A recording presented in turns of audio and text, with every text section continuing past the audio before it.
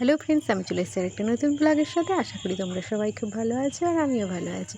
তো আজকেই দেখতেই পাচ্ছ, আমি সকালবেলায় ঘুম থেকে উঠে বাড়িতে এসে আমার এটা দ্বিতীয় দিন। আমি সকালবেলায় ঘুম থেকে উঠে ব্রাশ করে স্নান দান করে ঠাকুর পুজো দিয়ে দিলাম। কারণ আমি আজ তাড়াতাড়ি উঠে ঠাকুর পুজো দিয়ে দিলাম, কারণ আজকে মায়ের সাথে আমি যাবো জামালপুর, মানে বাবার মন্দিরে।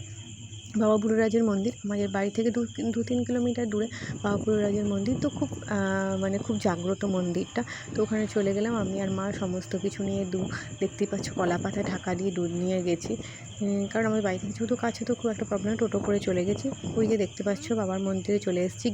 গেটটাই খুব সুন্দর, কিন্তু বাবার মন্দিরে একটা বিশিষ্ট জিনিস কী জানো তো, যে ওখানে তোমার হচ্ছে ওখানে বাবার মন্দিরটা যেহেতু আজকে শনিবার ছিল, সোমবারে প্রচুর ভিড় হয়, শনিবার ছিল তো তাই আজকে অত ভিড় নেই।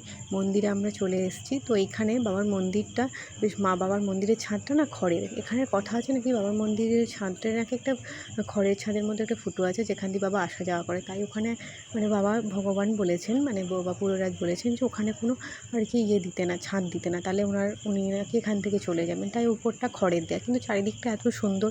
আমি বাড়িতে আসলে আমরা প্রায় চেষ্টা করি যে পুজো দিতে যেতে, কারণ মনটাও খুব শান্তি লাগে আর খুব ঠান্ডাও লাগে। ওই যে গাছের গোড়ায় দেখতে পাচ্ছ ইট, ওগুলো সবাই মানসিক করে, তার জন্য ইটগুলো বেঁধে দেয়।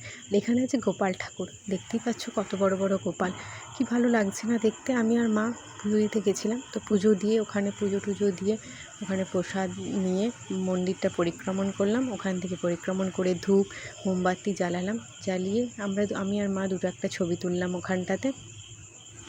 তো বন্ধুরা দেখতেই পাচ্ছ। তো তোমরাও যদি আমার বাড়ির কাছাকাছি কোথাও থাকো, বা তোমরাও যদি যেতে চাও তো আসতে পারো। এখানে অনেক দূর দূর থেকেও মানুষজন আসে। এরা আমরা পুজো দিয়েই বেরিয়ে পড়লাম, ওখান থেকে বেরিয়ে পড়েছি। তো বাড়ি চলে এসেছি। ওই যে ওখানে তারপর দেখতে পাচ্ছি আমার সোনামা, মানে আমার পিসিমণি এসছে। মা দোকানে দাঁড়িয়ে পড়েছে, তো পিসিমণি আমাদের গেটটা খুলছে।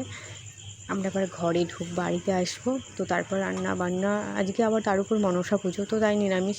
তোমরা পুজো দিতে গেছি বলে নিরামিষ খাওয়া দাওয়া। আর আমাদের বাড়িতে ঢুকেই যেহেতু বৃষ্টি হয়েছে, দেখতেই পাচ্ছ গাছপালাগুলো এত সুন্দর হয়েছে। 9 o'clock ফুলগুলো।